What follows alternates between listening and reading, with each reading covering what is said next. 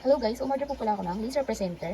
Yan sa Shopee, no, pakamura lang nito, parang nasa 150 lang siya. And ayun, ang gagawin mo lang dito is, may nakalagay dito sa baba, yun yung i-connect mo sa laptop mo or sa PC mo. Ayun yung maliit na to. Then meron na siyang kasama na Type-C na charger. Yan, i-charge mo siya pag nalubat na. And meron ding cover. So ayan yung box niya. Then may parang instruction sa likod, ganyan. Madali lang naman siyang intindihin guys. Ilo-long press mo lang ito para ma-open natin, like this. Ay hindi, isi-switch pala dito. Yan, gaganyan. On, off, yan. Ito naman siya, i-ilaw naman siya. Yan ang feature niya kapag nakakabit na is, pwede mo siyang, yung dulo na to is parang laser. Kunwari malayo ka, tuturo ka. Ay, nagre-report ka sa classroom niyo. Pwede ka nasa dulo, yan, like that. Pero wag po siya tatapat sa classmates mo, syempre. Tapos ito, I think this is for ano, percentage. Pero ayun, try natin to. Gawa ako ng sample PowerPoint. Then, ayan, try natin. Laser presenter. Yan, so, na malayo ako. Tingnan mo kung magana siya. Okay, isa pa.